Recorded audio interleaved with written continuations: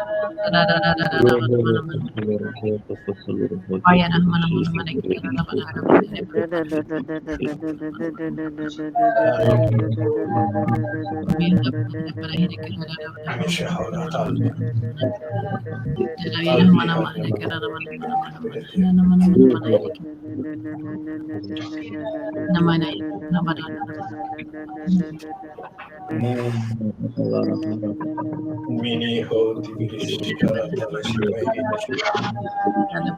Eshkara mahati halahi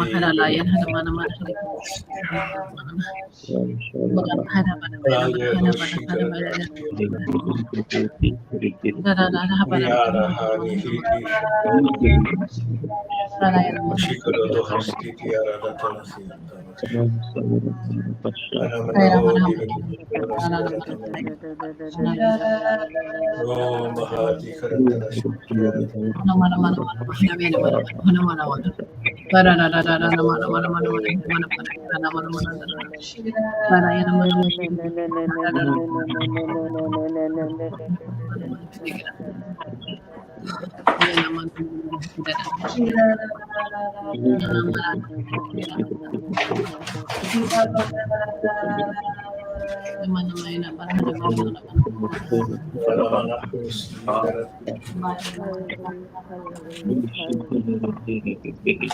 Liyamana hoti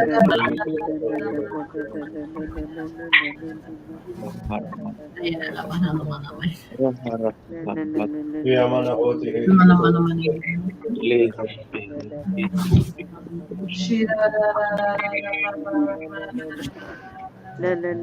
Onamani ni hoti hoti hiti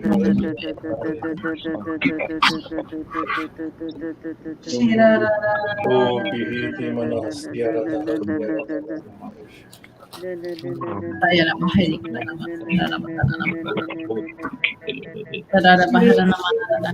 Om hini mahavirardi harti harti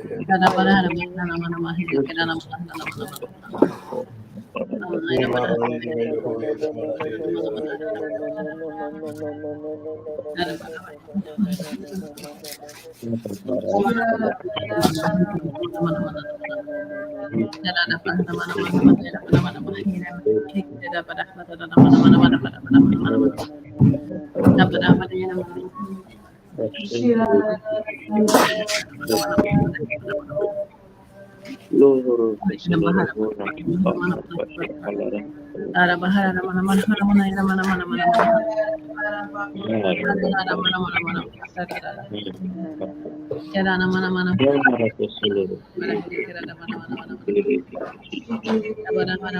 Niyamanasya rohoti varasya.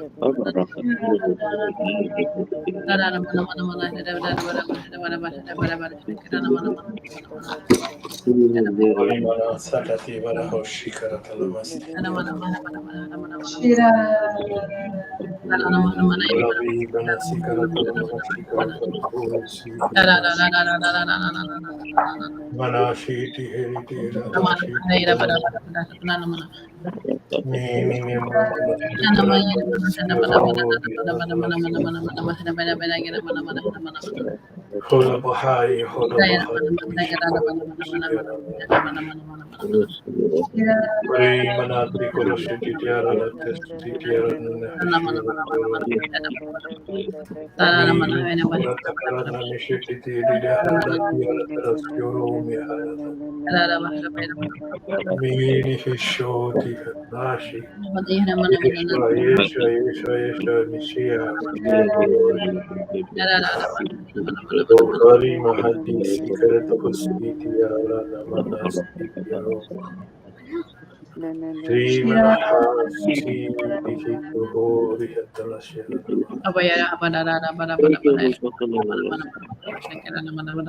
O Mahati Tiyaroho Tiyaramana Tiyaho Manati Nihanamasti Churapu Haramana Mani Devarashi Tikoho Yaramana Hiti Varashira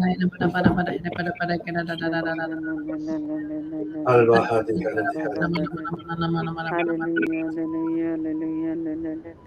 Mini Manasi Karashira Tikoho Yataradi Manati Varashira Purota Vasyarana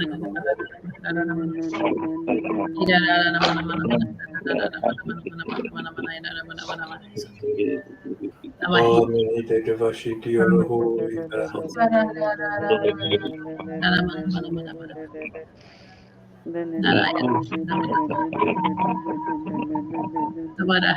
Yamana Kushita Haratalaki O Mahadi Vidi Uru Yamana Ine Manahati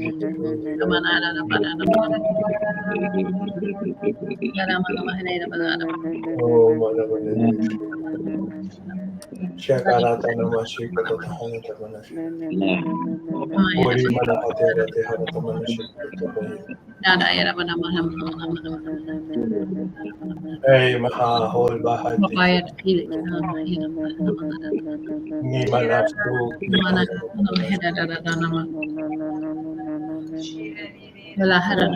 Alemini Oti Histos Yaratahanama Ajara Mahokara Tabarashi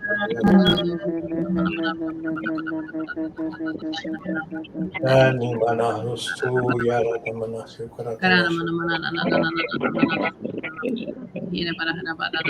Shuru Shuroti Niti Barasi Yarana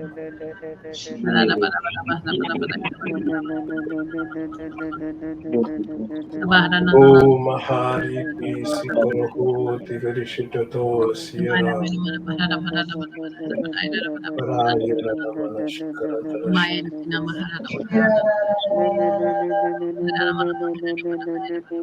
Yaranashi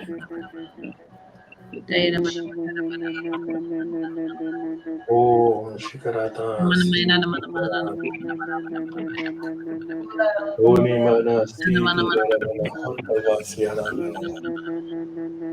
Thank you, Abba Father. Thank you, Jesus. Thank you, Holy Spirit. Thank you, Holy Trinity. Praise God. Hallelujah. Thank you, Jesus. Good morning, Brother Hector. Praise God. Thank you, Good Jesus. morning, sister. Praise God. Thank you, Jesus.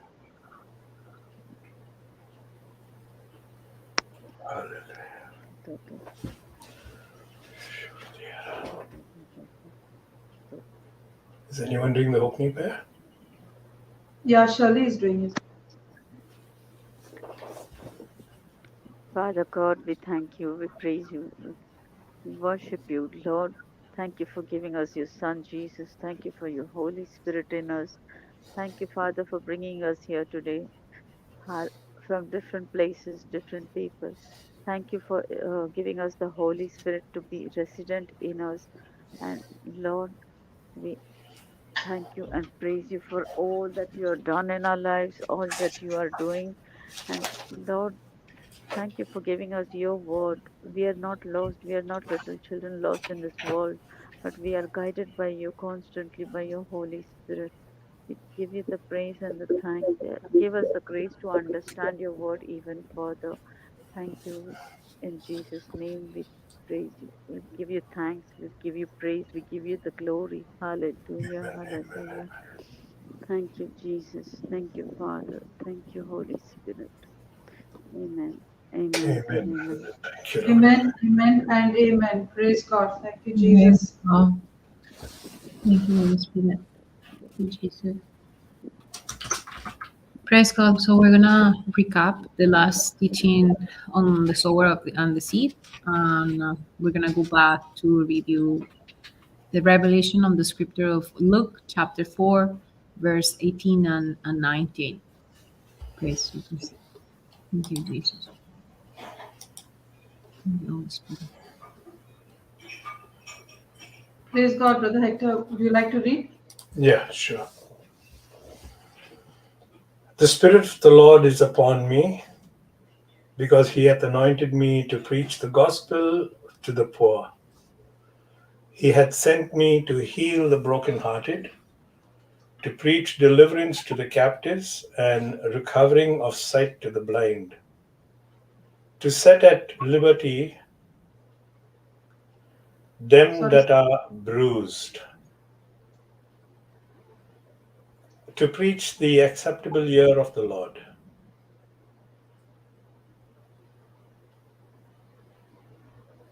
The Spirit of the Lord is upon me, because he has anointed me, the anointed one, the Messiah, to preach the good news, the gospel to the poor. He has sent me to announce release to the captives and recovery of sight to the blind, to send forth as delivered those who are oppressed, who are downtrodden, bruised, crushed, and broken down by calamity, to proclaim the accepted and acceptable year of the Lord, the day when salvation and the free favors of God profusely abound. Sorry.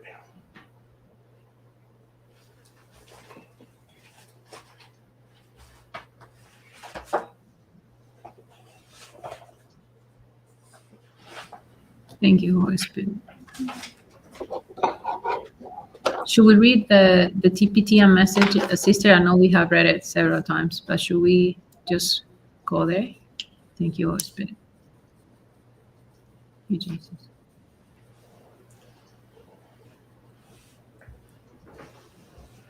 The Spirit of the Lord is upon me, and he has anointed me to be hope for the poor, freedom for the brokenhearted, and new eyes for the blind, and to preach to prisoners, you are set free.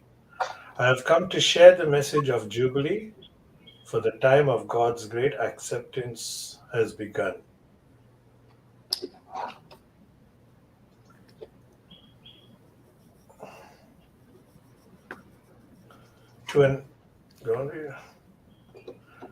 God's Spirit is on me. He's chosen me to preach the message of good news to the poor, sent me to announce pardon to prisoners and recovery of sight to the blind, to set the burdened and battered free, to announce this is God's year to act. Amen. Praise Jesus. Thank you, Holy Spirit. Thank you, Holy Spirit. I like that last calling to announce that this is God's year to act. There also the phrase that is jumping to me right now is that the Lord has chosen me. He has chosen us. It's not us who choose him, but he's the one who chooses us, and he is being very clear on the reason why he's chosen us, which Yes. is to preach the good news to the poor. And the last couple of teachings, we have been concentrating just up to that phrase, to preach the good news to the poor. And then Sister Shirley was saying, poor is not only being with low resources in terms of your economical situation, but sometimes poor in the spirit, or poor in the connection that we have with our Father. There's so many around us, so many. And the Lord has sent me to recover the sight of by the God of this world. And what I'm getting in my heart right now is like, there's only one way the Lord will send you as his disciple. And it's when you understand you're now inside Christ Jesus, and being inside Christ Jesus, the Lord is seeing at us like the righteousness of God. He's no longer looking at us like in the past when Christ had not redeemed us, when we didn't have the freedom that has come through us through Christ Jesus, and we were still not adopted into the family of God. And all I'm saying this is like, there's no way the Lord will send you to announce pardon to the prisoners if he has not pardoned you first, if he has not comforted you first, if he has not provided you with that conviction in your heart, if he has not broken the shackles in your life that are now allowing you to see him as our Father, and to understand who is Jesus and what is our identity, and to proclaim that we're inside of Jesus, and that is what is going to strengthen us, because the Lord has not chosen us. Sorry, I have not chosen the Lord. Thank you, Holy Spirit. Thank you, Jesus, for acknowledging that. I have not chosen God. He has chosen me. And he had chosen me to do good works before I even knew. He has chosen me to come and preach messages of good news to the ones that are poor. And we know being rich is not what we have in this world, but it's who we have. And when you have the Father, and when you look and your priorities are the things of the kingdom of heaven, everything else is added onto us, because now we know we're sons and daughters of the Almighty One. We are being sent out to share this message with the ones that still think we are condemned and we don't have the blessings that the Lord has said that we have, that have been provided to us with every single spiritual blessing that is in heaven in Christ Jesus. And those are the poor, the ones who don't know their identity in Christ Jesus, the ones that don't know why is it that we're here, the ones that don't know what is the message, their purpose of why we're here. I can be a multimillionaire and still being broken inside, spiritually broken, separated from my Father. Especially because out of ignorance, you will allow things of the world to rule over you when you don't know who you are, especially money. So we're not talking about poor here, about like what we usually relate being poor with, but the Lord is sending us to give this good news to anyone who doesn't know that they have been blessed with every spiritual blessing in heaven in Christ Jesus. To everyone who is still blinded by the world, the Lord of this world. To everyone that is still suffering the burden, the yoke of the devil, and not knowing that we are the righteousness of God. And the Lord is saying, there is no more preparation time. The time is now. You are not going to get anointed to start the race, the day that you are born again, the Lord has placed into you the Holy Spirit, and He's the one who's going to keep giving you revelations over and over and over again because you have decided to start this race. And as you're moving, He will keep revealing to you more. He won't give you the whole picture altogether because He knows our condition. And because the kingdom of God works based on faith. But He's clearly calling us to act. And this is the part where Papa was explaining to us, the Holy Spirit was explaining to us through Papa, that most of the time we do have in our heart the intention to follow this instruction of going out and preaching the gospel to the poor, to the brokenhearted, to preach deliverance to the captives, recovery to the sight to the blind,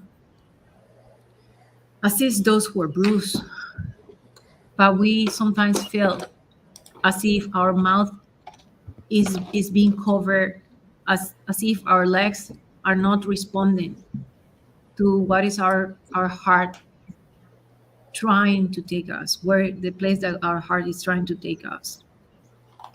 And he was giving us the example of what would happen when we allow the Holy Spirit to take over and be the one who fights this battle, because there is a spiritual battle, one that we have in the spirit, the desire that we have in the spirit, and the other one that we have in the flesh. And it's very well described on that scripture of that passage of St. Paul that says, I see in my spirit, I have one desire, but I see in the flesh wants to take my limbs, my flesh wants to take me to a completely different path. And it's the battle that we have every day. So it is as if you feel forces that are trying to mute you, as if you feel that there are always going to be conditions that are going to come your way so that you don't go and preach the gospel, you don't share, you don't comfort the others with the same comfort that you have received. And we know that's the opposition that we Christians have to face until the very end. But those who resist, those who stay standing on the Lord will receive the crown of glory. We have already known, and is declared by Christ Jesus, that eternal life is not something that you will see when you have an immortal body right now on this earth, but eternal life is to know our Father. And the moment that we know our Father, we understand why the Lord Christ Jesus was declaring this, and we can declare as well, the Spirit of the Lord is upon me. And it's not only now upon me, like in the Old Testament, the Spirit of the Lord will come upon someone and leave, but the Spirit of the Lord, thanks to what Christ Jesus did to us, and because He gave us His righteousness, the Spirit of the Lord is dwelling inside of each one of us, is dwelling inside of each one, which was not possible before Christ Jesus. So it is a spiritual battle. In the Spirit, we are a new creation. But we see our members, we see our flesh trying to take us into a completely different path, and that is the battle. But when you keep fighting and you resist the devil and you use the word of God, then you will get that experience in your life that you can use to go and set free the brokenhearted with now the tools that the Lord has provided you, which is His grace, which is the word of God, and the faith that He has given you. The faith is coming by knowing the word of God, by hearing the word of God, by someone who was also healed from having a broken heart or having a hardened heart. And he came and preached the gospel to us. And now we want to pass that comfort to someone else. And then you start getting your experiential faith when you see that you win the battles by the hand of the Lord. And especially when you know that the battle is so huge that you cannot fight it yourself. And now you say, that's it. This is not my battle. I'm moving up like an eagle. I'm moving into another level. This is a spiritual battle. And I handle all that I have and everything that is involved in this situation to you, my Lord, because you are my honor, because we're your workmanship, because your word says, no, it's not that we said, your word says you created us for good works, and those good works are preset for us. So when we understand now that there are always going to be forces that are going to oppose for us to go and fulfill this mandate that the Lord is giving to us, you know, and you see how is it that in the same way that Jesus was assisted by angels when he resisted the devil with the word of God during the times of temptation in the desert, now we see how angels comes and assist us. The supernatural is just manifesting. And Papa was saying, I stayed one extra day after the retreat we performed here, and we were going and moving from house to house as the Spirit of the Lord was leading us. And we were explaining to simple people, very simple people, how is that the Spirit of the Lord is upon them and is dwelling in them. So there was a specific house where the Holy Spirit, through Papa, was explaining to a girl how to use her own anointing and pray over her own mother, and not to conform to the light of the world that her mom was declared sick forever. Then they moved to a next house and they encountered so many things in the only one house. The breadwinner was bedridden. He had fallen and he had fractured several areas in his backbones. And he has these, literally speaking, bolts in his back. And his wife, who you would think is the support, was completely affected by another spirit that was controlling her mind, and she was out of her mind. And there was a situation where in the natural you would think there is no hope. But now that the Spirit of the Lord is upon me, and He is the one who has anointed us, and He is the one who is preaching the gospel, and He is the one who has chosen us, you know that the Lord is the one who is going to give you the answer. And the answer is always giving the truth, giving hope. The answer is always giving, preaching the gospel that will set the captives free. Otherwise, how will these people get help if not even the medical science can help them in this situation? Then they move to another place, and a hospital, where they witness this beautiful daughter of God who had no lack in the natural, but in the spiritual, she was so broken, she was taking refuge into abusing drugs. So her parents have no other option than to hospitalize her so that she can go through detox. In the natural, looks like everything is good for her.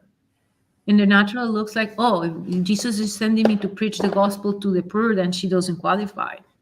But in the spiritual, we know the reason why she's under the yoke of the devil is because there is lack of God in her life. She's a victim. And she's abusing the temple of the Holy Spirit because she doesn't know her identity. She doesn't know her authority. No one has given her the power to know. The Lord has chosen her. And I know, we see with our eyes of faith, this very same girl is going to be going to the hospital to set captives free from the same condition, because that's what the Lord does. He chooses the lowest, the ones that are not capable, so that we cannot boast about nothing that we're doing. But it's very obvious is by the hand of God. So that's why He's saying, I am choosing you. Don't you come here with man knowledge. I am the one who is sending you. I have been the one who chose you. I have been the one who designed this whole plan of salvation. And I'm asking you to be a participant because I want you to use your lips and go and use that potent arm now to gun that you have and aim to the devil. So you preach to deliver the ones that are captives. And there was another key message that day. When the Lord has anointed us to set the captives free, we're not going out to preach healing of the body, but we're setting them free from the yoke of the devil. Yes, so miracles are good for the unbelievers, for them to see the power and glory of God. But what sets them free is the truth and not the healing, because we know this body at some point is just going to stay in this level. But what guarantees us that we have salvation is to understand and believe in our heart who is Christ Jesus, what he did for us, and to declare with your mouth that you agree he's your Lord. So we concentrate only on preaching the scriptures to be used to come out of a physical illness. They're still not out of poverty spiritually. The solution is the preaching of the gospel to set the captives free. And the tool here and the vehicle is love and compassion, because faith works through love. Otherwise, the anointing cannot move. And that's why we saw that the Pharisees they knew the scriptures from top to bottom. We also know the fallen one, the little fellow, knows the scriptures because he was one of the angels with God. He knows. But they don't have the revelation of the Holy Spirit because they don't have love. Love is not the vehicle that moves them. So even though they knew the scriptures, they couldn't perform what Jesus was performing because they didn't have the same motive that Jesus had. And that's when we have been explaining over and over and over again the parable of love being the main rod in your closet, where every other hanger will hang. And if there is no love, then you cannot use any other of the tools that you have because they will be empty. Doesn't matter if you know the scripture. It doesn't matter if you speak in tongues. It doesn't matter if you're setting, if the devil and the spirits are abiding to you. They're abiding to the word of God. But what really sets the captives free is love. That love that we received when we were brokenhearted, when we were poor in spirit. And he is the one who gave us what we have now. He is the one who had making us understand that he has chosen us. We were nothing and we still are. We're dust, going back to the dust. Still, he decided to breathe his life in us. We can see people being tormented around us. We don't have to go very far away right now. Around us. And as Sister Shirley was saying, I don't need to see people broken in their bank account to consider their poor, because I have seen people here very rich and very tortured. Rich in the bank account, very poor in their relationship with God, which is what at the end really matters. They want to be set free. And the only instrument that you can use to go and set the captives free is preaching the gospel through love, through compassion. And thousands are out there waiting for us to be a good disciple. That was the instruction of our Lord before he left. So when a person is in a physical prison, he's under torture. He's been deprived of so many things. And we see how in some cases where there are not rights, where there are no humans' rights, they're being physically tortured to the point of death, suffering from different kind of bondages. But you don't need to be in a physical prison to torture yourself and allow the devil to come and hammer you, and to be in a condition that you have lack of hope.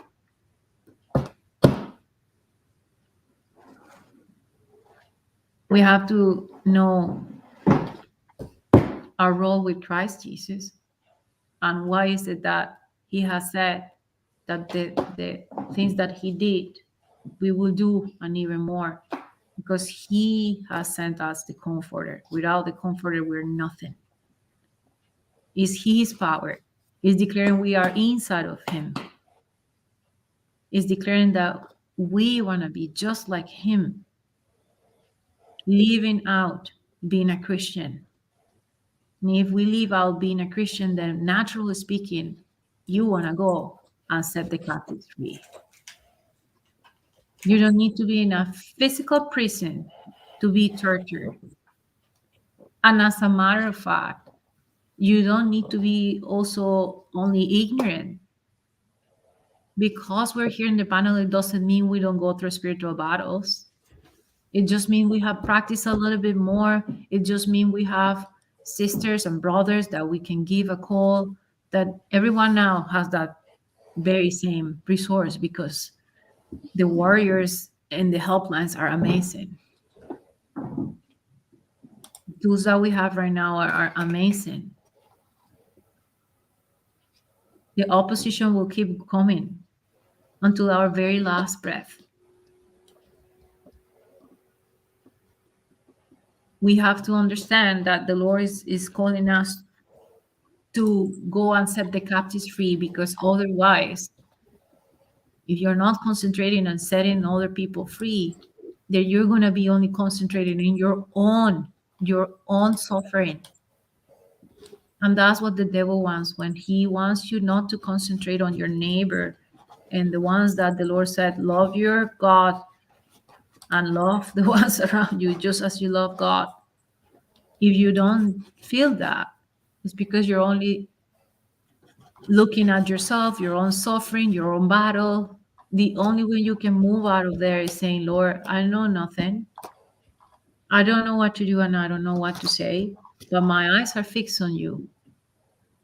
And I'm just going to go out and do what you're telling me to do, because while I'm comforting someone else, you are comforting me. When people says, wow, you are just telling me what I needed to hear,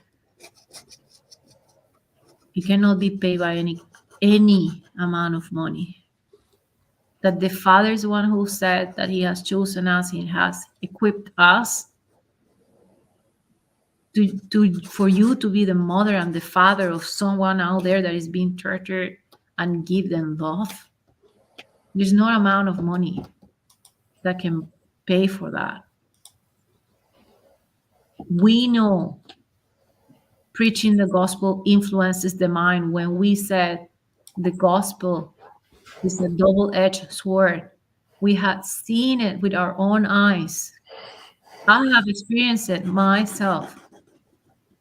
Knowing my mind was not in the right set, only by coming and listening to the gospel, I see the difference. There was a spiritual operation that wasn't possible with the medical science. We saw in some other retreats how people will come very ill, very dominated by spirits in their mind, and being completely gone. And they just sit there, and a couple of days after the gospel is being preached, they start making eye contact, they start recognizing their surroundings, they start writing notes, they start praising, they start singing. You can see the transformation by this preaching of the gospel.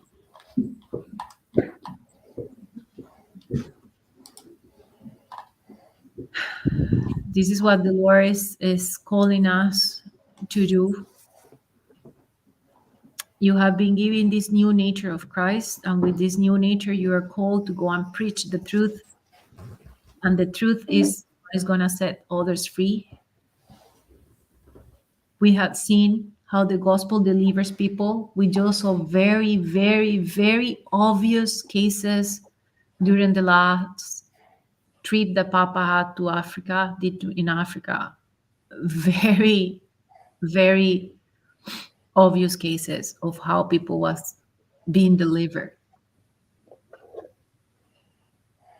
And it was only by the preaching of the gospel. We didn't see him injecting them with any drug, not even sprinkling holy water on them. It was the preaching of the gospel. And when they receive the truth, it makes them a new creation, because it's the circumcision of the heart, that spiritual surgery that is taking place, that we cannot do with our heart, with our own hands as a human. It's something that is coming not from this world.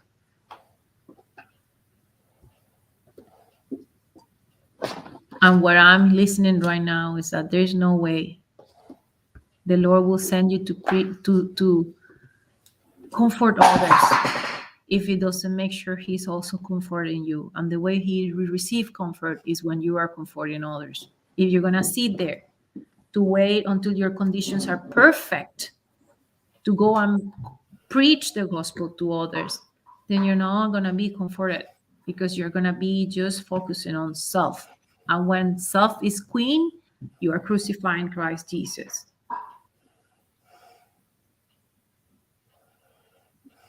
Just as Jesus made Peter walk in the water, the preaching of the gospel makes people to walk over their afflictions. This is a message that I'm reading straight from the God.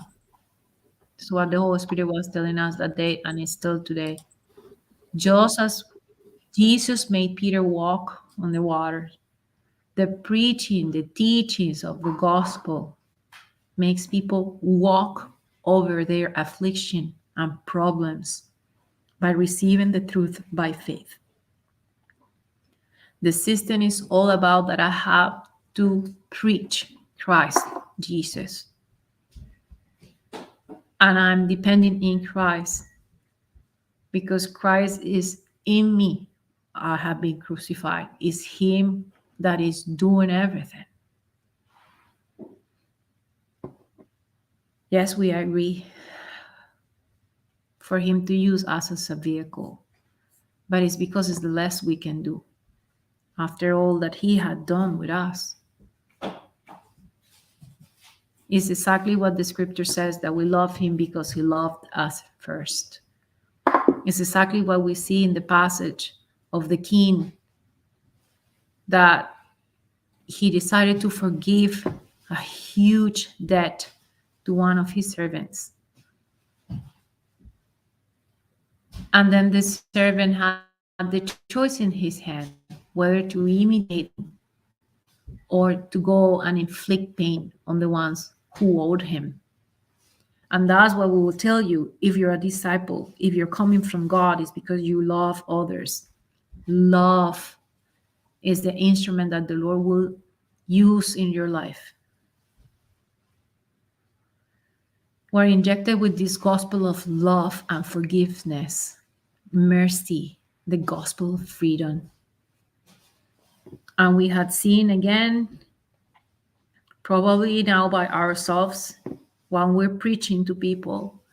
And we also saw in so many instances, Papa doing it.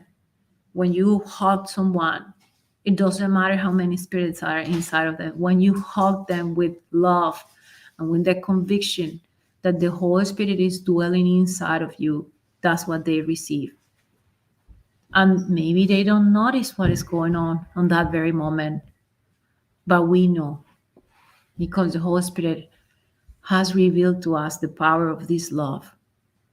In the same way that the Word of God will never come back empty, an act of love, being completely conscious that is the Holy Spirit that is dwelling in you, that is moving into that old person, will never be inert. It will never just be something that won't have effect. Maybe you don't see it with the natural eyes, but the confirmation will come one day. And that's the faith that we practice. We step out of that physical space, celebrating already. That person that you hug has been given a new opportunity, is a new creation. That's what the gospel teaches us. You can set people free with the gospel. Same way that the Lord has anointed you to open your mouth, rebuke the spirits, heal the blind, heal the spiritual deafness, take people out of mental distortions, oppression. It doesn't matter who you are and who is that the devil is trying you to get convinced that you want to maybe show lack of understanding on the situation of the one that is in front of you, of lack of mercy. In my case, when I was younger, it came in my case was very obvious that the voices that were not coming from God will ask me to compare myself with my brothers. And when you do that, whether you put yourself up and you break the first commandment, because now you're not loving others as you love God, or you put yourself down and then you're going into condemnation, so you're not accepting the righteousness of God. The Lord sets you free with the preaching of the gospel. And He's asking us to do the same. Once upon a time, we have a hardened heart that was broken with the preaching of the gospel. And now that you have been given this beautiful heart, this is a new earth vessel where the Holy Spirit is. And it's for us to take it where you go and to use your lips. Allow your lips to be the Lord's lips. And He will do the teaching and the preaching, and He will bring the confirmation. So every day there is a choice. Reading again straight from the recap. Every day there is a choice. Do I acknowledge that the preaching of the gospel is my priority, or do I keep conforming to the knowledge of the world? When we go and preach the gospel to people, we'll see how the power of resurrection that acted upon Jesus acts upon them. The flesh is crucified. They no longer are who they used to. A new creature is coming out of them. There is newness of life.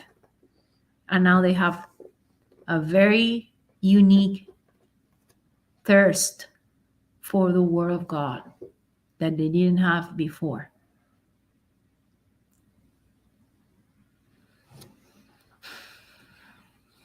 Thank you, Holy Spirit, for the beautiful revelations and for what you revealed through Papa and what you're revealing to us. That is, when you're talking about the poor and the brokenhearted, you're not talking about a bank account. That's the deceit of the devil.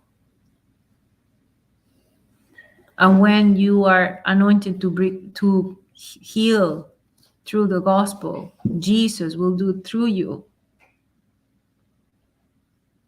And He reminded to us, you don't have to go too far. There's so many around you. So many.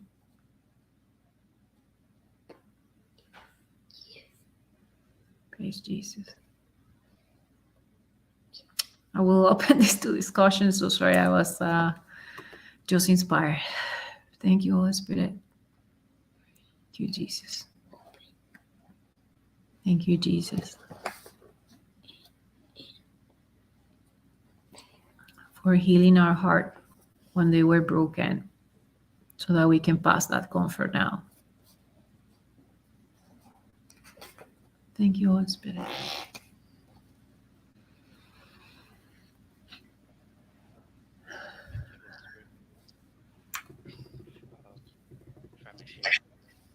Sure, brother. Yes. Sister, let's start with basically when you were giving Brother the Cruz, we meeting. cannot hear you. Can you speak a little louder? Can you hear me now? Hello, Can you?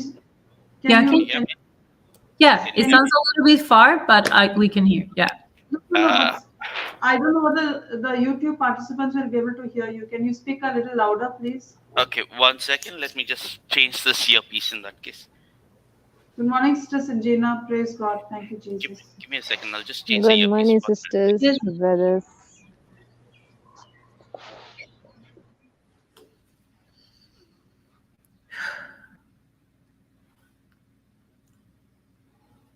Thank you, Jesus. Thank you, Holy Spirit.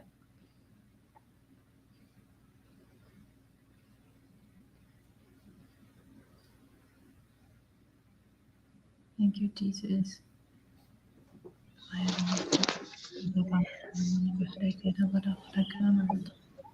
We have come to the village where we used to have teaching, and today we are going to have the meeting in the going to have mass here.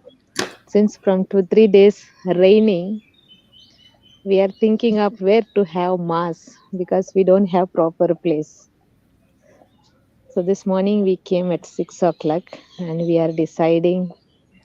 And now we prayed in tongues and said, there is it is not going to rain and we are going to have mass. Just we are preparing the place, waiting for the priest to come. All are sitting here.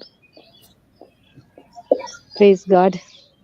Praise The God. word is preached and proclaimed in everywhere, every moment, every season. Wow. Thank you, Holy Spirit. When there is fire within us, doesn't make what happens in the natural things. The faith and the hope what we have in Christ. Since people are many of them not in much, many are not in word, but all of us were coming and praying, and we told that there is not going to rain. So now as we are sitting and praying, I was praying in tongues and listening in YouTube here recap. Sun is coming up. Praise God. Praise God. Thank you, Holy Spirit. This looks so bright. Thank Yes. you, Jesus. Here people are sitting, some of them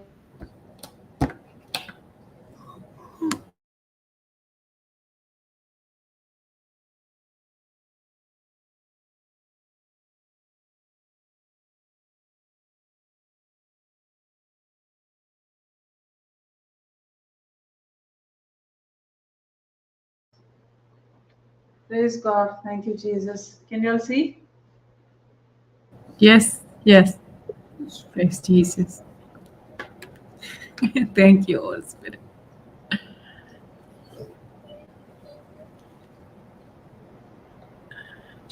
Praise God.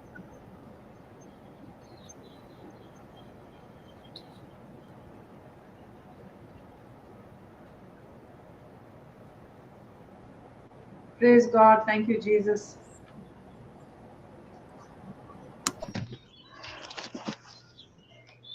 Praise God. Thank you, Jesus. praise God. Sun is coming up with hope. Praise.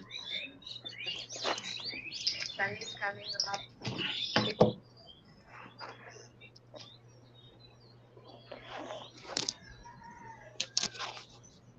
Thank you for showing us, sister. Praise God. Yes, Thank you, sister. Jesus. Praise God.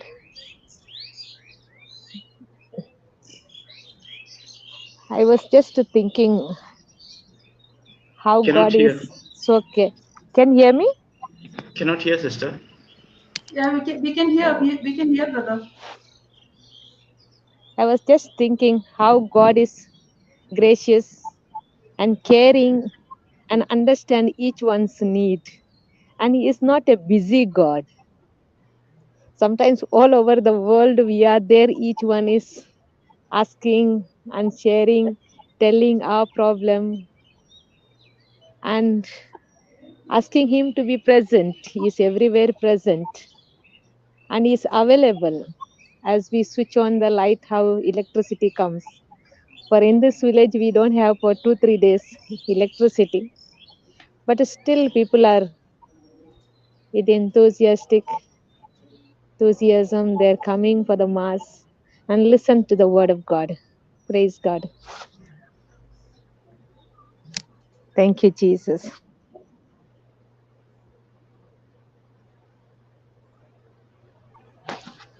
For a year, we have twice mass on Christmas time, before Christmas and before Easter.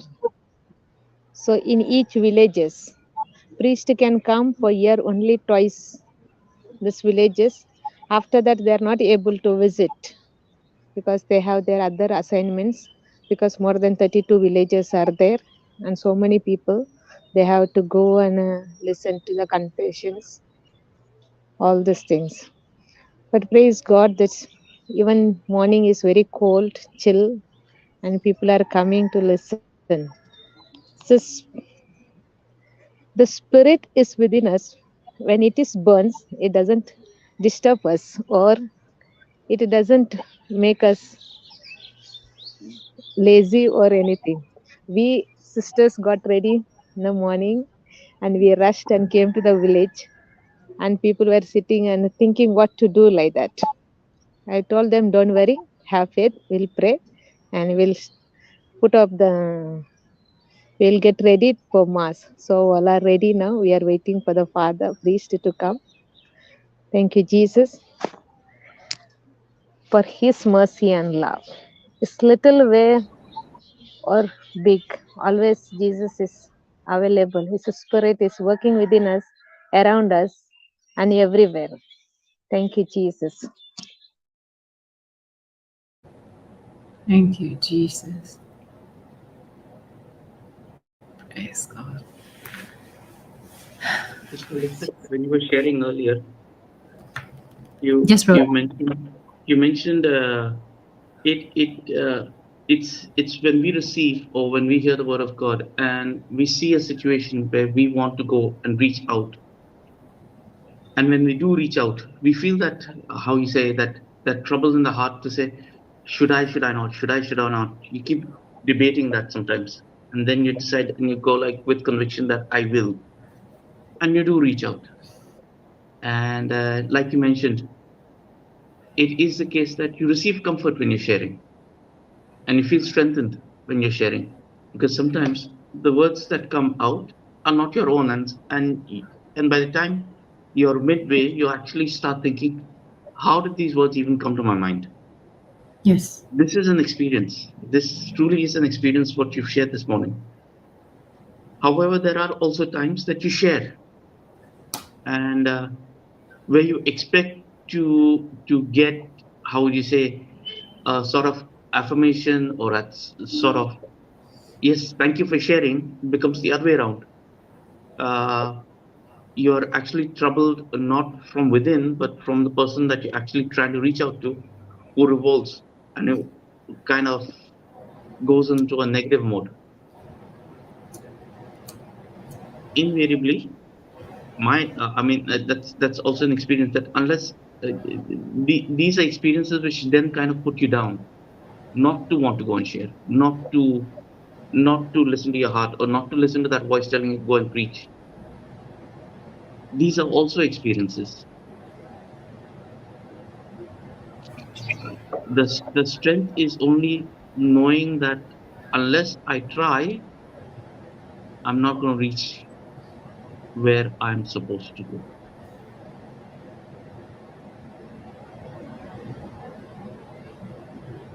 I'm not sure if I'm sure there are others who are on this, but this is an experience which I've had. It's true that we receive comfort, but there are times that we also do get troubled.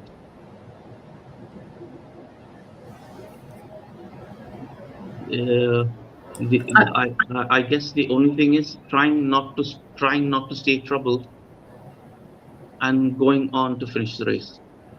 Praise God. Hello, Brother Fritz, Brother Cruz, how are you? I'm blessed, Brother Hector. Yeah, I'm doing good. are you expounding on Luke 4:18-19? I was partially yes, and I was actually kind of This is going exact back on sisters this recap. is Yes, this is exactly what happened in the life of Jesus, right? yes, yes. He went into the synagogue and he read this. The Spirit, God's Spirit is on me, has chosen me to preach. What happened at the end? They drove him out from there. So he stopped preaching all through his life, did he? No way. He moved on. When we get a rebuff, like for me, I look at it this way. When you get a rebuff from someone, it's an indication that you need to move on. There's somewhere else that's greener. The pastures are greener, that's it. Go there. I was in a prayer group for many years with the rosary, but the moment I found that they were not really keen on listening to the word of God, I said, what's the use of you praying the rosary if you don't pay attention to what Blessed Mother is telling me, each one of us? Our Blessed Mother is not satisfied with you and I sitting and praying the rosary and doing nothing about it. She says, do what he tells you. And if we are stubborn and we don't do that, then there's no point. It's time for me to move on to the other side. And when I moved on to the other side, there were other people who were waiting and hungering, and they said, we never ever had this experience before. The Praise word God. of God followed by the devotions to our Blessed Mother Mary. So this is what Jesus Lovely. experienced also, I believe. He was sent out, isn't it? Because he preached. Yes, He said, he has chosen me to preach the message of good news to the poor. How did he get the Spirit on him? He said, God's Spirit is on me. How did he get that Spirit on him? He's a man now, okay? He's a man. He's yes, not yes. the Son of God. He's the Son of Man. When he was baptized, the voice came from above, and then he was tempted. He was tempted. You see, in this Luke, when after his temptation, when Satan left him, it says that Satan left him. We go back to the last part of the temptation in the same Gospel of Luke, sister. Yeah. That for Luke 4:12-13.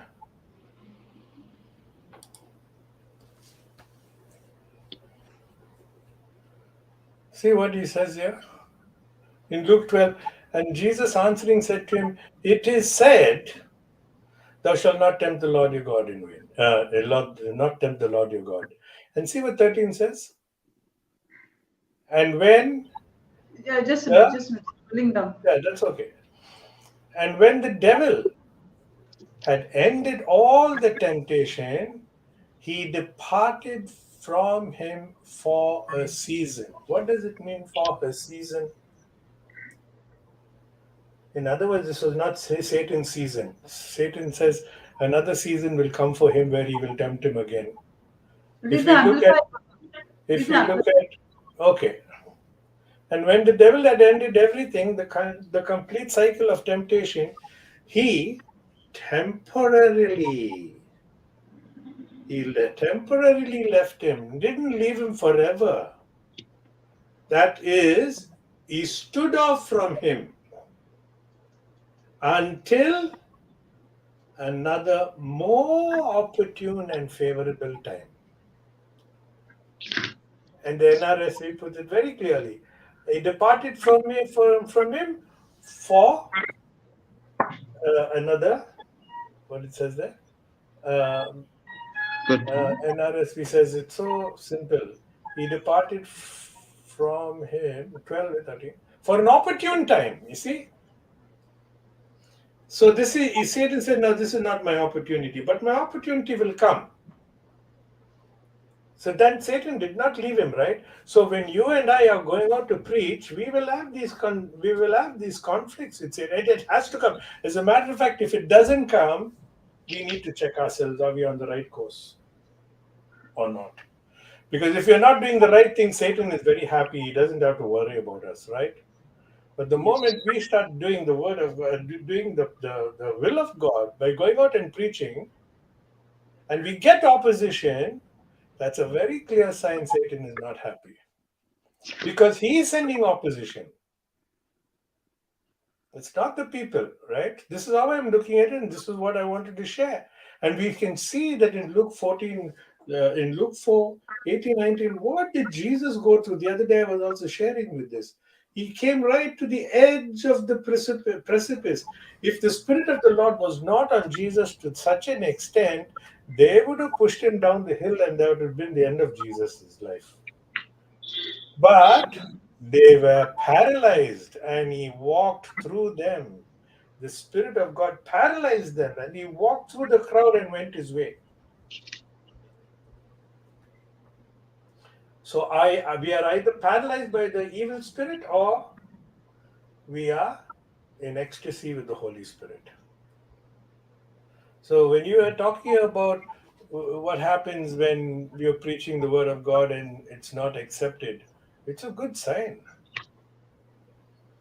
It's a very encouraging sign for us to move on. Now, for instance, how long are we going to sit on here in the same seat all the time?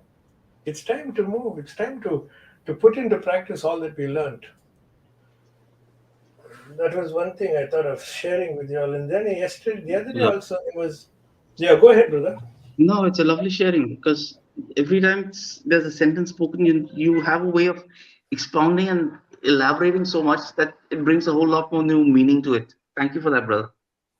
Well, Thank that's you. the work of the Holy Spirit, brother. Actually, why I'm experiencing this sometimes, there have been times when Sister Marina used to get me on the hop and she said, Brother Victor, can you do the opening prayer? And my first, if I was the old person that I used to be, I would have, told her, I wish I had more time to prepare. Now that's my human self coming into this.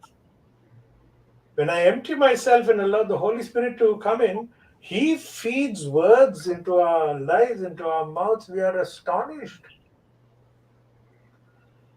Praise God. And that prayer that I never prepared has become a blessing to me.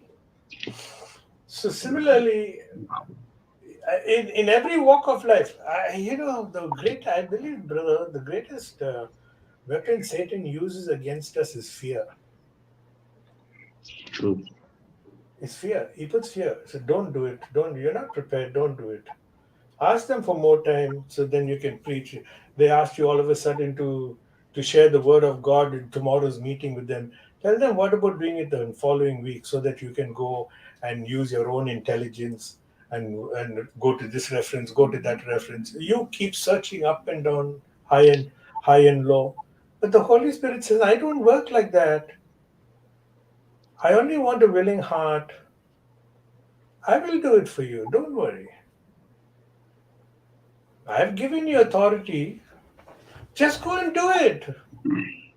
I didn't give you authority to look into various books and anyway, let's go. That is one of the things that I am becoming more and more aware of these days. This morning also there's things happening around here at my place, and I sent sister a message saying I'll join later, and then when I was on YouTube and I said, oh my God, only two of them are there. I said, Dr. Elizabeth and Sister Marina. The Holy Spirit is saying, see, now you decide which is more important for you. You do this, I will do that. Wow. He says, you take care of this, I'll take care of that. And then my wife comes and says, don't worry, I know your time is up, go, you go, I'll take care of that. My sister also happened to be here today and she said, I'm here, why are you so worried, so concerned? See, this is the trouble, this is how Satan puts a lot of these distractions in our lives. But what I'm learning now these days, brother, is my relationship with the Holy Spirit that gap that is there needs to come, it needs to not widen, but gets closer and closer and closer till I reside in Him in as much as He resides in me. Am I aware of what Jesus said? I will send you a comforter who will be with you at all times. I'm not aware of that. I'm not fully aware that he's with me at all times. Because when I get to know that, everything I touch, everything I look at, everywhere I walk around, there's only going to be the power, the presence of the Holy Spirit. Am I prepared for that? I want that relationship. Through Him, in Him, and with Him, I want that relationship. Through Him, with Him, and in Him. Tell me, is it good? Which is better for me, to be in Him or for Him to be in me? For Him to be in me. Both are so powerful, brother. I in you, and they in me. You read that prayer that Jesus prayed, that priestly prayer to His Father, is so powerful. So powerful. That is the prayer of Jesus. When He's in me, I am in Him. Isn't it? He who abides in me. He who abides in me. He who dwells in the shelter of the Most High. That's enough for me. I don't need the rest of Psalm 91. I don't need the rest of Psalm 91, because the rest of Psalm 91 says, this will be the result. If you're in Him and you dwell in Him and He dwells in you, the rest of it is taken care of. You don't have to do a single thing. You don't have to wear a mask. You don't have to disinfect your hands. That virus will get frightened of you. No? My concern is he who dwells in the secret place of the Most High. If I dwell, then he shall abide in the shadow of the Almighty. Imagine that shadow, how powerful it is. If the shadow of Peter was so powerful that people were healed just because his shadow fell on them, imagine by abiding in the shadow of the Almighty. So we are protected, right? Read the amplified of that, brother Victor. You put it on, is it? I'm looking, okay. He that dwelleth in the secret place of the Most High shall abide. You want the amplified? Okay, sorry. He who dwells in the secret place of the Most High shall remain stable. You know what is stable, brother? Have you seen, you don't know what is stable? Have you Yes. seen those scales that we use in India? Those scales that we use in India when people come selling things to us? That center point, it has to be bang on in the center, not this side to the left, not to the right. That is stability. That is stability. You are not swayed either way because you're fixed under the shadow of the Almighty. See what it says in brackets? Whose power no enemy can withstand. Hallelujah. And verse 2. Those are the two most important ones. How many of our people say, oh, Psalm 91, I know it by heart, and yet there is problems. Why? Then the ones who are dwelling like that and residing like that will say, and then I will say of the Lord, He is my refuge. He is my fortress. Oh my God in whom I will trust. You know what's a fortress, no? Those thick walls that surround the people inside. Thick walls. Cannot enter. I will say of the Lord, He is my refuge and my fortress, my God on whom I lean and rely, and in Him I confidently trust. I want to reach that point. I want to get there. And I know that as long as I can embrace this, my darling Holy Spirit of God, I am confident that I will be with Him. And then I don't need verses 3, 4, 5, 6, 7, 8, but I would like to be remembered in verse 9 what it says. All the other things I don't care. Yeah, but I would like to go back to his promise in verse 9. 9 is so trustworthy. I'm saying all this because it's in connection with what you were sharing, brother. Yes. And I don't mean to change the topic. The No, topic is not so at all. beautiful. Not at all. Okay. And here, why all those things? Because thou hast made the Lord. See, it's not the Lord has made, but I have made the Lord, which is my refuge. I have made him my refuge. If I make him my refuge, I'm automatically protected. Even the Most High, I have made him my habitation, my living, my life.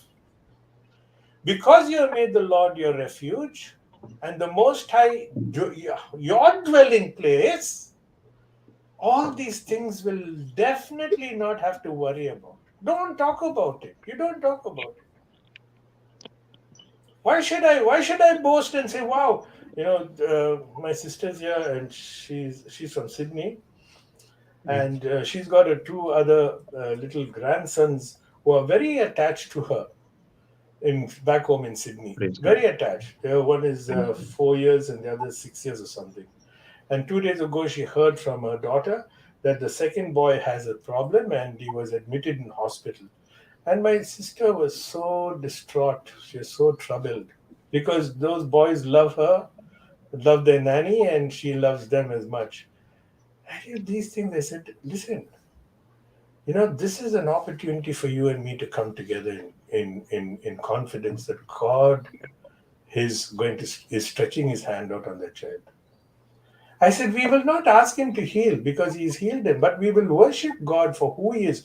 And now today, these days, instead of us sitting at breakfast table and praying, bless us, O Lord, and these are gifts and all the bounty through Christ, Allah, what we are doing is what I used to do with my wife, sitting in front of my computer screen with a family photograph there and bringing all of them in spirit as we look at them, bringing them in spirit and worship and saying, join mom and dad as we worship in the spirit, as we worship God.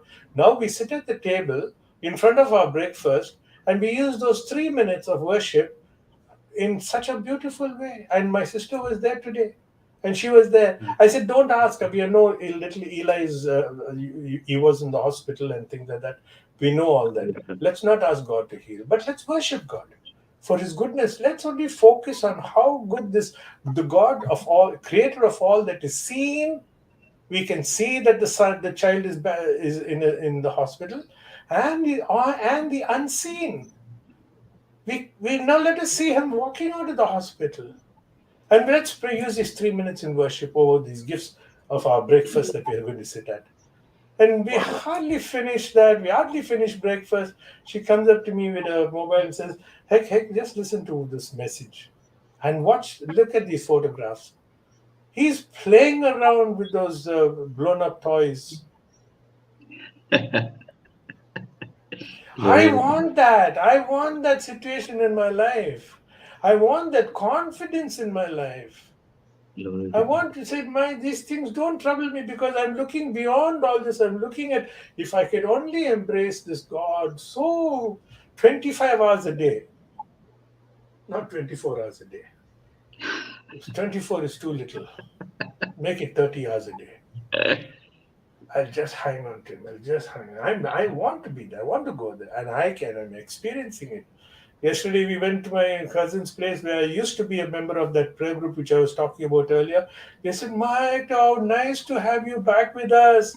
So good. All these songs that you have taught us, all these things that we see, we're still using the same thing. We have not changed anything. And my going back there really enlightened, brought a big blessing to me. I came home and I was telling my sister saying, I'm so glad you made it. Because I never used to go there for the rosary. It was only because they refused to read the word of God. But then God has told me, you don't look at them like that. You look at them as if, I will do everything. And then I told my sister yesterday, I said, you know what?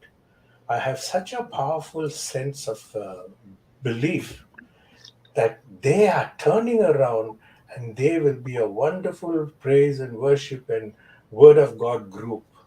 Amen. God is preparing it now. Amen to that. Praise God. We agree with that. They're all Praise shown that the persons who never used to sit, join the rosary, they'd come with their wives, but they would sit in the other room. Yesterday it was overflowing, and I had to sit in the other room, even though they said, "Why don't you take the guitar and you play, you do the singing?" I said, "No, I'll be there." And I was sitting at the side of one person who always used to ridicule in his very subtle way. He was sitting at the side of me and he prayed the entire rosary. He said the Psalm 91 as usual. I was telling my wife, I said, I could see God is broken through. We need to. And I'm having the same relatives over this evening for dinner, and he has got a severe backache. That's what he says. That's a fact. I put my hand on his back, and he had those straps and all that. I said, anyway, you're coming over tomorrow for dinner to my place. Before we have dinner, we'll have a half hour worship. Hallelujah. Yes. So we're going to have a worship session, and I'm going to tell him, no, not going to ask any healing. Healing is done. Let's turn away our focus. Satan is trying to distract us by putting our thoughts on that back pain, on that leg pain, on that neck pain. But he's taking us away from looking at the goodness and of God, the glory of God, the love of God. We will just worship him and say, He is Lord, He is Lord. My chains are gone. I am set free. We'll sing that. I will put my keyboard out there this evening. Let's have that soft. Only sing for half an hour and let the Holy Spirit do His work. Hallelujah. That's my plan. The reason why I'm telling you this is because I know you all agree with me, and Yes. that there's a powerful anointing on this evening. Amen. Praise believe Jesus, that. Brother Hector. And what is this? This is Luke 4:18-19. Praise God. There you go. There you go. Exactly. The Spirit of the Lord is upon me. No? The Spirit of the Lord is upon me. And why I'm saying this is because I know there are so many who are listening now and saying, wow, I never knew that. I'm going to do that. I'm going to, because the Holy Spirit is telling me, tell them, son, so that they will also widen their desire to do it. And I know on the Facebook and YouTube, the others say, I'm going to do such a simple thing. Why not I do that? Why should I carry these unwanted baggages of illness, sickness, lack, want? I'll put them all aside because I want to look at the glory of God who gives me every good thing. Just like Psalm 91, verse 1 and 2, those who dwell in the shelter of the Most High. We want to dwell in that secret place of the Most High. We want to live in the shadow of the Almighty. That is Luke 4:18 and 19. The Spirit of the Lord is upon me. Oh, my goodness. Some people don't like to know the truth, just like those people. They did not want to know the truth. They said, why are you preaching about the Gentiles here? Why are you referring Nathan, the Syrian? Why are you talking about the woman of Zarephath? They're all Gentiles. You have to preach. You are a Jew, isn't it? Oh, that's when they turned around and they wanted to push him down the precipice. But the power of God, the power of the Spirit of his Father was so great that he protected his son. That is the power of the Spirit. Power of the Spirit of the Father. Adonai. Oh. Wow. Yeshua. Praise God. Hallelujah. Hallelujah. Hallelujah. Thank you, Brother Fritz. Sorry, Brother Cruz. Thank you so much. You can go ahead now, brother, and you share with us. In fact, I have a question for you based on what you just shared. Because I was listening to you, and probably the doubt which came. I mean, I want to clear a doubt which has come up. Is you first of all, hello to your sister who's at your place, because I'm sure she's also listening in, and she's also part of this panel at this stage. The door is closed, but they know I'm here. She's outside. Now, She's in the you next mentioned what you mentioned is that when you were praying with her, or at least when you all had the morning worship at the breakfast table, there was no prayer which was said for a healing, but there was a prayer which was sent for thanksgiving. Now, this I'm sure has not happened overnight, that you reach that confident level that we don't pray for our healing. We now pray for in thanksgiving. Invariably, what happens is our trouble is such that we thank God, but when we don't see the manifestation of the good, we feel now we need to rebuke what is the wrong or the negative. Now, listening to you, I mean, if I may ask you from your experience, what is it that made you reach this level? Or what would you have done differently years ago when you Okay. did know this? Thanks for the question, brother. Where are you speaking from? In which country? Yeah, I'm in Goa, India. you're in India. Yes. I don't believe you. I don't believe you're in India. Okay. I don't see you there. I don't see that Right. you're in India. What I'm looking at is my computer screen. But does Right. it mean that you're not there? It doesn't Mm. mean that you're not there, because I know I can hear you. It's more than you being with me physically, brother. You're with me spiritually. Can I ask for anything more than that? You can be with me physically, but you might not be there at all. It's like going to the church and thinking of the road. You rather walk on the road and think of the church. Something like that. Yes. So I know, and I know that I'm speaking to brother Cruz, True. Yeah. right? So I know the healing has already taken place, because if I'm doubting the healing, then I doubt my God. Oh. Okay, I doubt my True. sacrifices. There are so many gods. I offered money to one god. I also offered bananas to another god. I offered a plate of food to a third god. Which god is going to hear me now?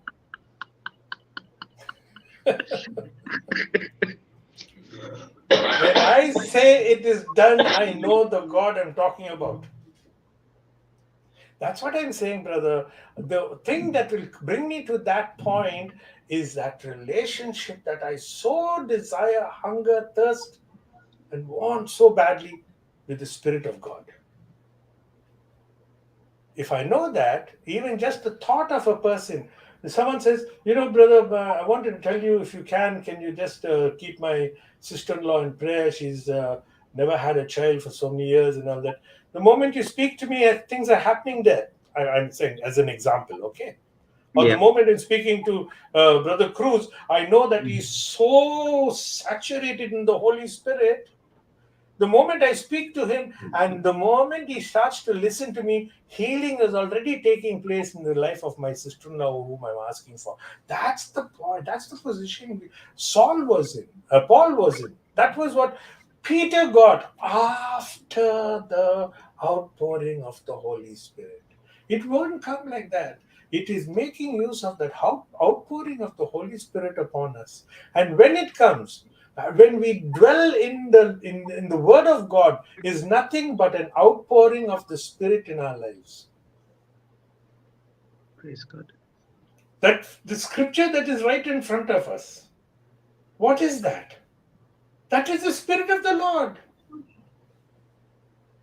For me, brother, I'm not giving teaching, I'm sharing what I feel in my heart. What's looking at me is the Spirit of the Lord. Thank you, Jesus. Thank you, Holy Spirit. When you see those first few words, that is the Spirit of the Lord that is upon me. When I look at scriptures, when I hold that sacred book, what a joyful feeling to hold that book now. It's not an ordinary novel book that I have. True. This book that is so sacred, when I hold on to those pages, oh my goodness, what a transformation to touch those pages. Just to flip those pages. And when I read those words, oh my goodness, it is such a transforming situation in my life. Thank you, brother. So nice to have you on this panel.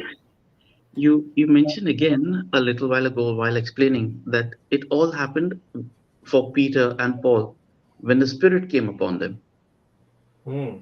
So now do we start praying for the Spirit to come upon us? No, Or no, is it already in us? no. Then you'll be praying every day of your life, Spirit come upon me, Spirit come. Don't you not know that the Spirit is upon you? See what verse 18 says. The Spirit of the Lord. How is the word IS written? In Can you italics. see the screen? Yes.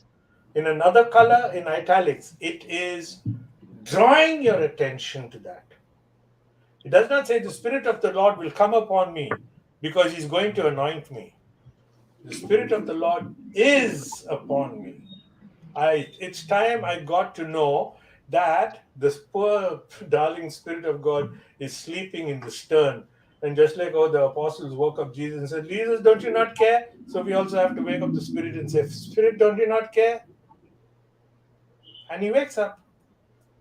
We need to wake him up. He's dormant in our lives. Oh, okay. Once the Spirit is given to us. We cannot allow him to sleep there. We should walk with him, talk with him, eat with him, swim with him, dance with him, jump with him, cook with him. All kinds of things we have to do with him. True. Yes or no? Yes, yes, yes. I agree. He's my all. I was going to say he's my second nature. Why should he be my second nature? And who's going to be my first nature? Normal things we usually say he's my second nature. No, I was about to say that when I withheld. He is who I am. I like the way you said that he's there with me. He's there with me when I'm cooking. He's there with me when I'm walking. He's there with me. I'm in relationship with him. I like the way you've put it across, and that is something that I can relate to. But if I may ask you a question, it's not maybe 24 hours I can be good, but 7 days a week, I've known that I fall, which means now there's a disconnect. There's a sense of guilt. There's a sense of condemnation. There's that negative. What do you do there to reconnect? Because it takes me time to come back, and then you just put worship songs to come back. I must first recognize that as a human being, the human trait in us is always to look at the negative things in our lives.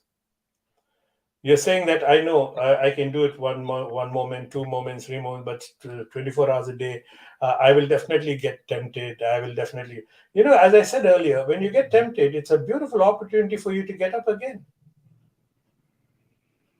Falling is not everything. It's getting up. See, the falling you do on your own. The getting up is where you need the help. The getting up is who the Holy Spirit. See, you will not get up if you're not aware of the Holy Spirit. Okay. Yes. And then again, instead of us always talking about, I don't know why it takes me so long to wake up from bed.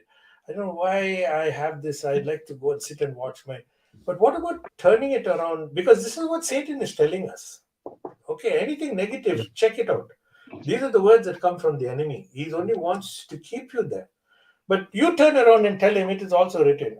That's what Jesus did. But I'm not saying putting it that way. But you also turn around and tell yourself, which is telling that evil thought in your mind, oh, what about the times that I woke up earlier? What about the times I turned off the TV just so that I can go and complete that reading? What about those times? Lord, I thank you for those times.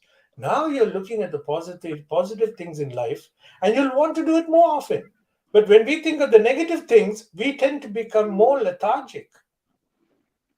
When I think of the headache that I have, it will only worsen. But when I don't give it a thought, or rather, I put a positive thought as a headache. Listen, you are created to be whole, isn't it? You are created not to have an ache in your head. And go about doing your business. Brother Johnson taught me that one thing. He says, what are you doing, brother, lying in bed? No, brother, I was just feeling a little. If you lie there, you'll continue to lie there. Get up and go. Get up and go to bed. I remember those words of his when I was at home. The second time when it happened, he asked me, what are you doing in this hospital? Then God gave me the opportunity to tell him, you know what? He sent me here for a purpose, and that will be fulfilled. And two of those nurses cried when I spoke to them. They wept, and they were asked, the people would say, "What are you doing? You say you sent here to make our nurses cry." I said, "You talk to them, you ask them." They said, "Brother, no one ever told us this in our lives." I said, "Yeah, that's why I was sent here. I represent a very small percentage of people to tell you that you are still remembered and appreciated. 2 o'clock in the morning, where's your family? Where's your little children? You left them at home and you're serving humanity here." They wept. So when brother asked me, "What are you doing in the hospital?" I said, "This is what I'm doing here." He said, "Brother, very good. You drop the seed and go home." I said, "Yes." In other words, don't stay here. Don't go and stay here in the hospital. You drop the seed and go home. Wow. That's Praise what I God, love about you, Brother Hector, that you are able to bring such a positive, not just the word positive, positive is an understatement to here, is the way you bring out the word of God with such a lively and such an active participation that, yeah, you feel, wow, yeah, what just, even I can do this. I just love the way you bring out that. Brother Cruz, you're standing in the doorway. Just come in. Just come in. You are there too. All of you who are listening are all there. You do not knock on the door. You do not press the doorbell and then don't enter when the door is opened. Just walk in. Just walk in. And you are also going to be there. You've got the heart, brother. You've got the heart. I can tell. When you're asking questions, you're really searching. Not many people will ask questions because Satan will tell them, "Don't be silly. Don't ask such questions." They'll laugh at you and they lose it for their entire lives. Oh my gosh, I'm so sorry. I wish I'm not sorry, but let me be more aware of the others. Doctors and Sister Sanjana's gone. We are so enjoying what you're saying, Brother Hector. Please carry on. Praise God, praise God. Yeah, the other day, Brother Johnson was talking about preaching. He loves preaching to these people in the jungles, no, in the forest areas. They are the poor people, isn't it? So I made a little note that day. I thought I would be able to share it, but I think it was saved for today. I can see the difference. He says, preaching the gospel among the rich and the poor. We are called to do both, to preach the gospel to the rich and the poor. But the question is, who are the rich and who are the poor? Who are the rich and who are the poor? Do you think that the people in those areas in Chhattisgarh and all that are the poor? They are in a jungle. Worse than the people who live in these green villages, in the outbacks, are the ones who live amongst. They cannot be compared to the ones who are living amongst the concrete jungles in the cities. There are people who are living in another kind of jungle, and they're the concrete jungles in the city. So who are the poor ones? They are the ones who think they are rich, the ones who are living in these concrete jungles. They are the ones who seek more fame and riches, and really they are wretched, they are miserable, they are poor, they are blind, they are naked.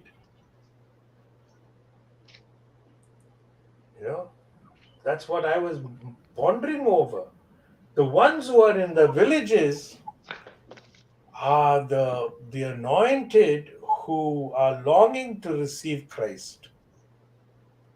They're longing to receive Christ. The ones who are in these concrete jungles are well set for life. They don't need a Messiah.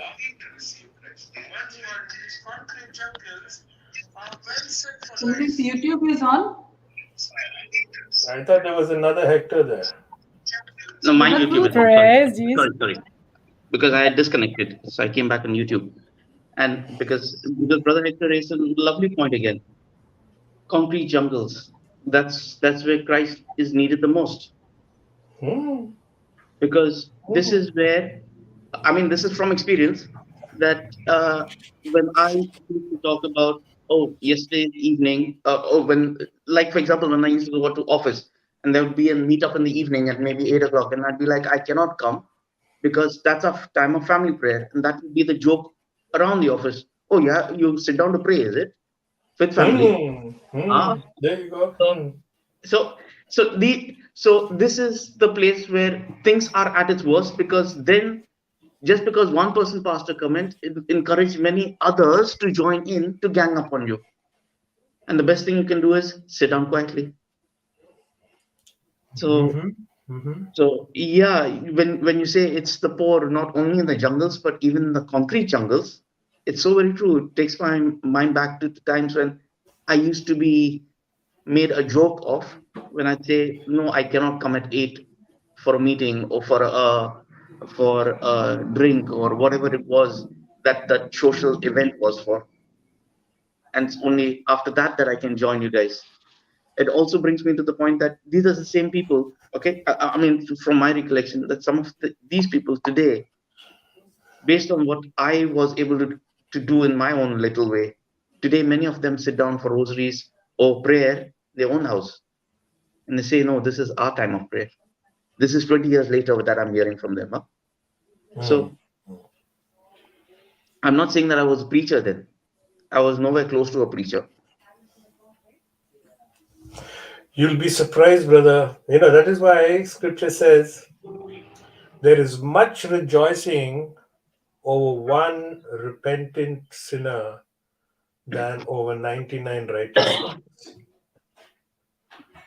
One person in that group in your office, if that person came to you and said, Cruz, I really admire your conviction. Will you talk to me more about it? I want to know more. There's much rejoicing on that one person. We are looking for numbers. We want the entire office to be changed overnight. Jesus himself was rejected by the learned people, right? But Yes. he came here not for them. He came for the ones who, and there are people out there who are waiting for a cruise. They are waiting for some cruise to meet them. And if you keep this in your heart, it will come to fruition. Praise God. No negative thoughts. Oh, if I go there, this is what they'll say. Oh, yes, of course they'll say it because it's come out of your mouth. But if you say, when I go there, I know 2 or 3 of them are going to embrace it. Yes, it will happen because it's come out of your mouth. You made a confession. You've already paved the way for that, and it'll happen. And I'm telling you this out of experience, brother. True. Thank you. I'm telling you out of experience. When I did this, the negative thing would manifest. But when I went to the positive, so what? If they did that to me, so what? I would take it gladly because he said, before they persecuted you, they persecuted me. Oh, yes. So when the persecution comes, I'm going to turn around and say, thank you for the privilege, Lord. It's a privilege. Thank you, Jesus. If bringing a soul to Christ is a privilege, even if a soul rejects you and persecutes you, is a privilege too. Thank you, Jesus. Yes or no? It Oh, is. yeah. It is because he's told you that earlier. He's told you that. And that very same person, like a Nikki Cruz, who said, if you don't go, I'll blow your head off. That very same Nikki Cruz is on a stage today preaching the message of God. So who was it? It was the Spirit of God. He said, Jesus loves you, Nikki. Jesus loves you. That spirit entered into Nikki Cruz. Yes. And now here I'm talking to another Cruz. My dear brother Cruz, who has got so much of the anointing of God, and he's going to unleash it now in a mighty, mighty, mighty way. Glory to God. And there are so many on YouTube and on the Facebook also who are now aware of the anointing that's in their hands, the power that is placed in their hands. And I believe, Lord, you are touching each one of them to that extent that they will just walk into it. Walk into that anointing that you have already. You ordained and destined this anointing even before the creation of the world. Thank you, Jesus. So if you have done it then, why should it not be come to fruition now? And I thank you, Lord, it is coming to fruition. There are many on the YouTube right now. On the YouTube, there are many on the Facebook who are so totally embracing the Spirit of God in their lives. Thank you. Because now they know that embrace of the Holy Spirit will displace things that are not of Him, and now they have got victory in their lives, like each one of us have, and like each one of us can say, "I am victorious in the Spirit of the Lord, in Christ my Savior, in God my Father, the Creator of heaven and earth, the Creator of all that is seen and unseen. All glory and honor is yours, Almighty Father, forever and ever." Amen. Amen. Amen. Amen. Amen. Amen. Thank you, Jesus. Thank you, Jesus. Thank you, Holy Spirit. Amen. Amen. Wow. What have you done, Cruz? Satan is gone. He's put his tail between his legs and he's gone. Thank you, Praise Jesus. God, my brother. Praise God. Such a Okay, blessing to so come to the class. I am so blessed today. I know this evening is going to turn out to be such a powerful gathering. Thank you, Thank Holy you, Spirit. Lord, for Thank this you, Holy preparation time right now. Thank you for this preparation time now. Thank you, Jesus. So if you all don't mind, I will just Yes. turn on to YouTube and listen to the rest of the sharing. Yes, brother. Thank you. Thank you for coming Sister and Marina, sharing. Thank you for answering my if it's question. okay with you. Yes, brother. We'll see if anybody wants to share some more. See if anybody wants to share some more. Otherwise, we'll move on to Thanksgiving. Praise God. Thank you, Jesus. Thank you, Jesus. Thank you, Brother Hector. That was awesome. Today morning also, when I woke up to get ready for the session, I turn on the taps and there's not a drop of water. And last night there is water, and today morning no water. And then I find in the complex group there is no water anywhere. So maybe there is a problem somewhere. I said, Lord, now what do we do? Anyway, as by the time the session started, whatever the problem was, it got solved. Praise God. And in the middle of this session, whatever was the problem, it was resolved, and everybody's got water now. Praise God. Thank you. Thank you. See, this is what happened when I saw the YouTube. This is what happened when I saw the YouTube. I said, my goodness, I've never seen a site like this before. Yes, Sister Marina and Dr. Elizabeth there. I said, oh my gosh, let me quickly do what I'm doing, and I get back immediately. And then it became, when I joined it, the water started coming in. Yeah. Praise God. Thank you, Jesus. Praise Holy Spirit. Just imagine in the night there is water, and in the morning when you wake up and you want to get ready, there's not a drop anywhere. You just have to, look for a water bottle, maybe if there is some water there, and just to see you through. Praise God. Thank you, Jesus. And then they say, it was a problem of there was a problem with the sensor, sensor. So, that word, brought me to what you said just now. You sensed that there was only 2 or 3 people there in the session. You sensed that, and you came on, and it was good. And there also in the building, in the whole complex of so many buildings, there was a problem with the sensor, which was sensed, and it got repaired, and the water came. So while the session was going on, my problem also got solved. Praise Jesus. I 100% agree, sister, because when brother asked that question, I remained quiet because I knew the Holy Spirit was going to assist us, and as everyone is feeling the anointed. But I wanted to tell you, Brother Cruz, that even as short as the last session, I felt what you were describing right now, that sometimes you preach and things are amazing, and sometimes you do and things are not so good. And that's why I was giving you my testimony that the voice of the stranger is the one who is going to come in any form of a critic. And he's rather going to put you up or he's going to put you down. It's the Holy Spirit that is never going to compare you and is going to say to you, you are a child of God. You are a child of God.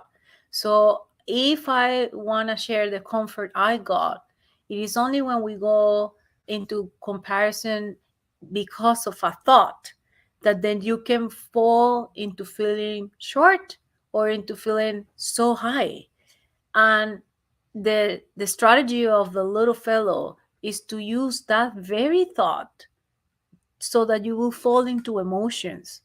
So when you're feeling very high that you did so good, be careful, because we have read in the scriptures that we have nothing to boast about it. And when you're feeling very, very, very, very low, again, it's because you're not resting in the rock. And I'm saying because I did it. I'm not saying you because it's you, Brother Cruz.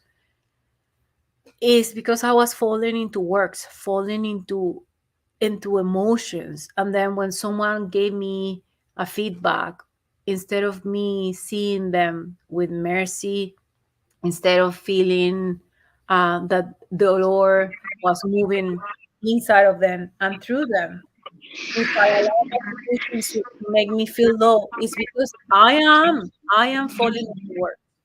I am allowing the emotions to take me up and down, just like the wind will throw away from one side to the other. So that's still being double-minded. And I experienced that last time, and I felt the comfort when I reached out to one of the sisters, and she said to me, "Sister, that's the strategy of the little one. He wants you to stop preaching because when you move into condemnation, then that's it. Condemnation is not from Jesus. Conviction is from Jesus. But condemnation, when you feel, oh, I did so much and the one I exactly helped is coming against me." Exactly what Brother Hector is saying, but more that I also last teaching, I was feeling like, God, I don't understand what is going on. And that's exactly what it is. When we have lack of understanding in one area, we have to be careful not to fall into works, because our emotions can take us so high or so low. Brother, I'm sharing because that's the comfort I got. Thank you, sister. Praise Jesus. I love the recap. I love the class today. Beautiful. The Holy Spirit. For me personally, it's been a beautiful class. Yes. Such an anointing. Thank you. And remember how we started? Oh yes. It's almost every day, brother, that the little fellow will come and tell us, "You're not going to be able to do the class." And you know what, brother? I said, "You're right. It's not me. It's not, none of us is going to do the class." Thank you, Jesus. Thank you, Holy Spirit. Thank you. Holy Spirit. Would we like to open to others who may want to share in the class? Sure. I think there are others as well. No. There's only Shirley there. The others have already left Brother Cruz. So, Okay. Praise God. Praise God. Sister Shirley, you want to share? No, sister. Praise God. Praise Jesus. Thank you, Jesus. Okay, praise God. So, Cruz, you want to say anything more? I'm good for today. I will Yeah, offer yeah. it again.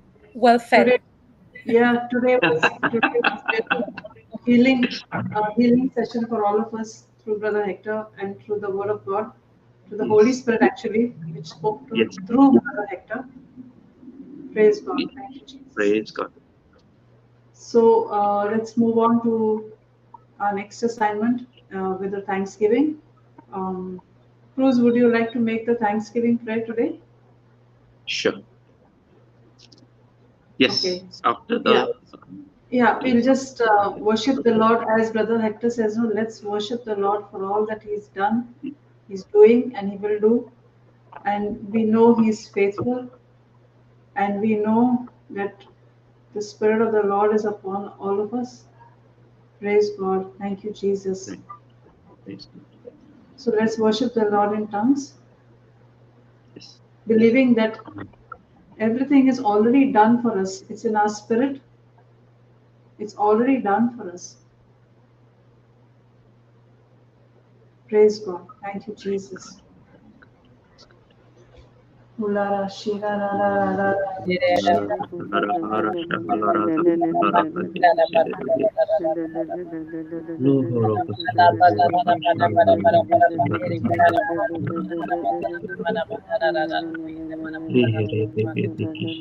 ra ra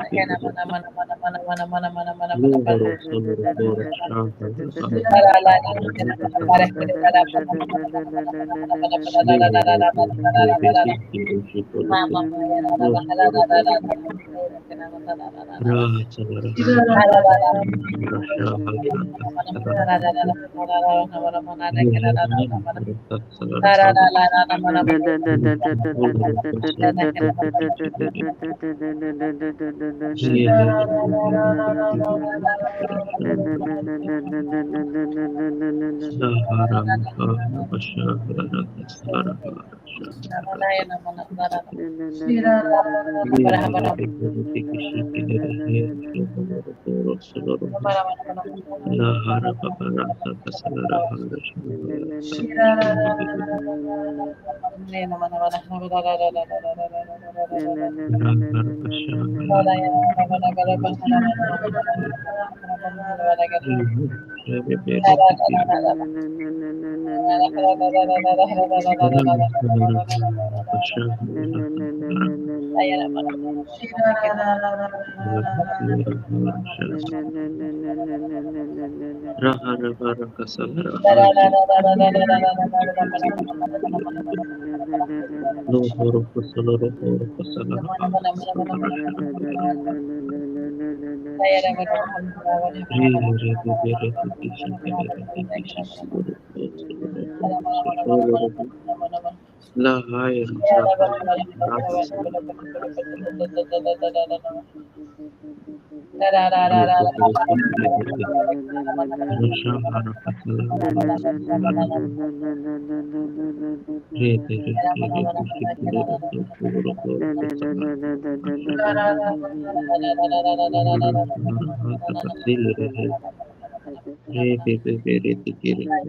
Thank you, Abba Father. Thank you, Jesus. Thank you, Holy Spirit. Thank you, Holy Trinity. Praise God. Hallelujah. Thank you, Praise Jesus. God. Praise God. Thank you, Abba Father. Thank you, Holy Spirit. Thank you, Jesus. Thank you, Holy Spirit, that you're leading me in this prayer. Thank you. Thank you for helping me understand and helping us understand that you dwell in us and we dwell in you. What a relationship that is. That's not just one-sided. Thank you. Thank you, Holy Spirit. Thank you, Jesus, for all that you've done at the cross, for making it possible for us to be able to come and stand in prayer. Being in the presence of God and being able to glorify God, not as a sinner, but as a righteous child of God. Thank you for this class. Thank you for all that we've received and to be able to take the word out First of all, to our families, those around us. Thank you, Lord. Thank you for all those in the panel that have been able to teach today. Thank you for Brother Hector. Thank you for Brother Johnson that has started this ministry, that has been making us want to learn, that has been preaching and been sowing the seed. Thank you, Lord. Thank you for all these angels that have come to us as earthly ministers. Thank you, Lord, that as we go through our day, we overcome our obstacles, not by staring at them, not by looking at them, but by knowing the truth, the Word of God that is helping us. Lord, there's nothing more powerful than the truth. Thank you, Lord, that we will meet people today that we can preach to, that will accept the Word of God, and they will receive it and glorify you, Lord. Thank you for using us. Thank you, Lord, for every word that you've taught. May it help us renew our mind and bring us closer and closer to you. I make this prayer in the mighty name of Jesus. Amen. Thank you. Amen. Amen. And amen. Praise God. Thank you, Brother Cruz. Thank you for coming. And please keep coming. Thank you, Jesus. We are so blessed to have you here, and we are so blessed to, have your questions and get answers to them. Thank you so much. Thank you, Holy Spirit, for answering Thank us. you, Holy Spirit. Thank you for having me, Sister Marina. Thank you, Sister Elizabeth. Yeah. Thank you to all of you. Thank you, Doctor. Thank you, Shirley. Thank you, Thank Sister you, Jesus. Sanjana. Thank you, YouTube participants. Thank you, Facebook participants.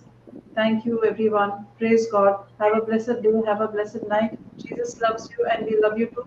See you all tomorrow at 6 o'clock Indian Standard Time.